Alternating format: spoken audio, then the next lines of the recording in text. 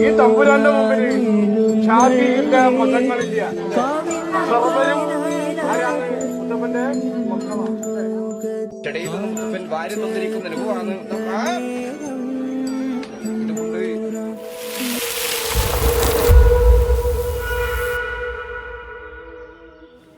അത്രമേലേറെ പ്രിയപ്പെട്ട വടക്കൻ്റെ ആ നല്ല തെയ്യക്കാഴ്ചകൾ തേടിയുള്ള യാത്രകൾ അവസാനിക്കുന്നില്ല.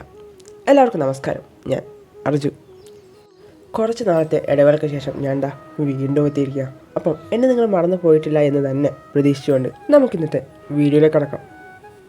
നമ്മുടെ വടക്കൻ്റെ ജനങ്ങൾക്കിടയിലും അവരുടെ ജീവിതത്തിനിടയിലും ഏറെ സ്വാധീനം ചെലുത്തുന്ന ഒരു തെയ്യാണ് നമ്മളിന്ന് കാണാനായിട്ട് പോകുന്നത്. എടുത്തു പറയേണ്ട ഒരു ആമുഖം ഈ ഒരു തെയ്യത്തിന് വേണമെന്ന് ഒരിക്കലും തോന്നുന്നില്ല. കാരണം ഈ ഒരു ഉടുത്തുകെട്ട് കാണുമ്പോൾ തന്നെ ഏകദേശം എല്ലാവർക്കും മനസ്സിലാവും തെയ്യം എന്താണെന്ന്. വടക്കൻ്റെ ജനമനസ്സുകളിലേക്ക് ഏറെ ആഴങ്ങളിലേക്ക് കയറിപ്പോയ സാക്ഷാൽ ശ്രീമുത്തപ്പനെയാണ് എൻ്റെ ഈ വീഡിയോയിൽ ഞാൻ നിങ്ങൾക്കായിട്ട് കാണിച്ചു തരുന്നത്. തെയ്യത്തെ അറിയുന്നവർക്ക് ആർക്കും മുത്തപ്പൻ എന്ന തെയ്യത്തെ പറഞ്ഞ് പരിചയപ്പെടുത്തി തരേണ്ട ആവശ്യമുണ്ടെന്ന് ഒരിക്കലും തോന്നുന്നില്ല. കാരണം ആ ഒരു തെയ്യത്തെ കണ്ണൂർ, കാസർഗോഡ് ജില്ലകളിൽ കൂടാതെ മലയാളികൾ എവിടെയുണ്ടോ അവിടെയെല്ലാം പ്രഥമ സ്ഥാനം നൽകി ആരാധിച്ചു വരുന്നുണ്ട്. അതുകൊണ്ട് തന്നെയാണ് ഇത്രമേലേറെ ജനകീയനായ വടക്കൻ്റെ ദൈവം വേറെയില്ലെന്ന് ഞാൻ ആദ്യം തന്നെ പറഞ്ഞു. അപ്പോൾ നമ്മളിന്ന് കാണുന്ന ശ്രീമുത്തപ്പൻ്റെ വെള്ളാട്ടത്തിൻ്റെ കോലം ധരിച്ചിട്ടുള്ളത് തളിയിലെ സുമേഷ് പെരുവണ്ണാണ്. നമ്മളവിടെ എത്തുമ്പോഴേക്കും മല ഇറക്കി കഴിഞ്ഞിട്ടുണ്ടായിരുന്നു. മുത്തപ്പൻ്റെ പുറപ്പാടിൽ അനേകം ചടങ്ങുകൾ നമുക്ക് കാണാൻ പറ്റും. അതിൽ പ്രാരംഭഘട്ടത്തിലുള്ള ഒരു ചടങ്ങാണ് മലയിറക്കൽ. മുത്തപ്പൻ്റെ ആരൂഢസ്ഥാനമായ കുന്നത്തൂർപ്പാടിയിൽ നിന്നും മുത്തപ്പനെ ക്ഷണിച്ച് വരുത്തുന്ന ചടങ്ങാണ് മലയിറക്കൽ. മലയിറക്കി വന്നവർക്കെല്ലാം പ്രസാദം നൽകിയതിന് ശേഷമായിരിക്കും മുത്തപ്പൻ തെയ്യത്തെ കെട്ടിയടിക്കുക. അതുപോലെ മുത്തപ്പൻ കഴിഞ്ഞിട്ട് മുത്തപ്പനെ തിരിച്ച് കുന്നത്തൂർപ്പാടിയിലേക്ക് തന്നെ മല കയറ്റി വിടുന്ന ഒരു ചടങ്ങും നമുക്ക് കാണാൻ പറ്റും. മുത്തപ്പനായിട്ട് കോലധാരി അണിയറയിൽ ഒരുങ്ങിക്കൊണ്ടിരിക്കുന്ന കാഴ്ചയാണ് നമ്മളിതാ കണ്ടുകൊണ്ടിരിക്കുന്നത്. ബാക്കി വടക്കൻ്റെ തെയ്യങ്ങളൊക്കെ മുഖത്തെഴുത്തിനും മെയ്യെഴുത്തിനുമായിട്ട് മനയോലയും ചായല്യവും ഉപയോഗിക്കുമ്പോൾ മുത്തപ്പൻ മഞ്ഞളാണ് ഉപയോഗിക്കുക. പക്ഷേ ആ ഒരു ഭംഗി വടക്കൻ്റെ മറ്റേ തെയ്യങ്ങൾക്ക് എവിടെയും കാണാൻ വേണ്ടി സാധിക്കില്ല. മുത്തപ്പൻ സാധാരണ മടപ്പുരകളിലും പൊടിക്കളങ്ങളിലും കൂടാതെ ഇതുപോലെ വീടുകളിലും കെട്ടിയാടിക്കും. തൻ്റെ സ്വപ്നം മുത്തപ്പൻ നടത്തുമ്പോൾ മുത്തപ്പനെ തൻ്റെ വീട്ടിൽ വടക്കൻ്റെ ജനത കെട്ടി ആരാധിച്ചു വരും. മുത്തപ്പൻ എത്രമേൽ വടക്കൻ്റെ മനസ്സുകളിലേക്ക് കയറിപ്പോയിരിക്കുന്നു എന്നതിൻ്റെ തെളിവ് തന്നെയാണ് ഇപ്പോൾ നമ്മൾ പറഞ്ഞ കാര്യങ്ങളും. ഈയിടെ ഫേസ്ബുക്കിലും യൂട്യൂബിലൊക്കെ വൈറലായൊരു വീഡിയോ ഉണ്ടായിരുന്നു. ഒരു മുസ്ലിം യുവതിയുടെ കയ്യിൽ മുത്തപ്പൻ പിടിച്ച് വാചാലം പറയുന്ന കാഴ്ച. ജാതി മതഭേദമന്യേ ഏവരും ഏറ്റെടുത്ത ആ ഒരു വീഡിയോയ്ക്ക് അനവധി പേരാണ് അഭിപ്രായങ്ങൾ പങ്കുവച്ചത്. കാസർഗോഡ് ജില്ലയിൽ നടന്ന സംഭവമാണെങ്കിലും ലോകതലത്തിൽ തന്നെ ആ ഒരു വീഡിയോ ശ്രദ്ധ പിടിച്ചു പറ്റിയിട്ടുണ്ടായിരുന്നു. മലയാളികൾക്ക് മുത്തപ്പൻ എന്നത് ഒരു പ്രതീക്ഷയാണ്.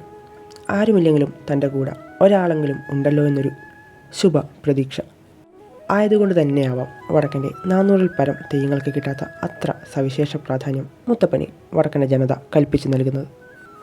അങ്ങനെ അനേകം സമയത്തെ മെയ്യെഴുത്ത് പൂർത്തിയാവാനായിട്ട് പോവുകയാണ്. ബാക്കി തെയ്യങ്ങൾക്ക് സഹായികളായിരിക്കും തെയ്യക്കാരൻ്റെ മുഖത്തെഴുത്തും മെയ്യെഴുത്തും നടത്തിക്കൊണ്ടിരിക്കുക. പക്ഷേ മുത്തപ്പന് കോലധാരി എല്ലാം ഒറ്റയ്ക്ക് തന്നെ ചെയ്യണം. മുഖത്തെഴുത്തൊക്കെ കഴിഞ്ഞ് അണിയലങ്ങൾ ഓരോന്നായിട്ട് കെട്ടാനായിട്ട് തുടങ്ങുകയാണ്. മുത്തപ്പൻ്റെ മുടിക്ക് കൊടുമുടി എന്നാണ് പറയുക. വേടൻ്റെ ജഡ സങ്കല്പമാണ് ആ ഒരു മുടിക്ക് സാധാരണ പറഞ്ഞു വരുന്നത്. പണ്ട് തിരുവനന്തപുരത്തിലെ തിരുനെറ്റിക്കലിൽ നിന്നും തന്നെ എടുത്തു വളർത്തിയ അയ്യങ്കരിയിലത്തെ വാഴുന്നവരോടും പാടിക്കുട്ടിയമ്മയോടും യാത്ര പറഞ്ഞ് മുത്തപ്പൻ നേരെ ചെന്നെത്തുന്നത് കുന്നത്തൂർപ്പാടി കാട്ടിലേക്കാണ്.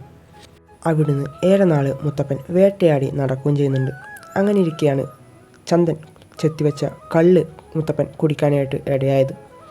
തൻ്റെ ഉപജീവനമാർഗമായ കള്ള് എടുത്തു കുടിച്ചപ്പോൾ അരിശം കൊണ്ട് വിറച്ച ചന്ദൻ മുത്തപ്പനെ എന്തൊക്കെയോ അസഭ്യം പറയാനായിട്ട് ആരംഭിച്ചു. അത് കേട്ട് ദേഷ്യം കൊണ്ട് വിറച്ച മുത്തപ്പൻ ചന്ദനെ കല്ലാക്കി മാറ്റുകയും ചന്ദൻ്റെ ഭാര്യയുടെ അഭ്യർത്ഥന പ്രകാരം ചന്ദനെ തിരിച്ച് പൂർവ്വസ്ഥിതിയിലേക്ക് ആക്കി തീർക്കുകയും ചെയ്തു. ഇതിന് പകരമായിട്ടാണത്രേ ചന്ദൻ്റെ ഭാര്യ മുത്തപ്പന് ആദ്യമായിട്ട് പൊങ്ങിച്ച പയറും കള്ളും തേങ്ങയും ചുട്ട മീനും നിവേദ്യമായിട്ട് വെച്ചത്. ചന്ദൻ്റെ ഭാര്യ അന്ന് വെച്ച നിവേദ്യം തന്നെയാണ് ഇന്നും ചെറുമനുഷ്യർ മുത്തപ്പനെ നിവേദ്യമായിട്ട് അംശമായിട്ട് വെച്ച് ആരാധിക്കുന്നത്. മുത്തപ്പൻ്റെ പുറപ്പാടിലും നമുക്ക് ഇതേ നിവേദ്യം തന്നെയാണ് കാണാൻ പറ്റുക. അണിയളങ്ങളൊക്കെ അണിഞ്ഞ കോലധാരി അരങ്ങത്തേക്ക് വന്ന കാഴ്ചയാണ് നമ്മൾ കണ്ടത്. അതിൻ്റെ അവസാന ഘട്ടമെന്നോണം ദൈവത്തിൻ്റെ കൊടുമുടി കോലധാരി തൻ്റെ ശിരസിൽ ധരിക്കുവാണ്. അപ്പോൾ നമുക്ക് വടക്കൻ്റെ സ്വന്തം മുത്തപ്പൻ തെയ്യത്തിൻ്റെ കാഴ്ചകൾ കാണാം.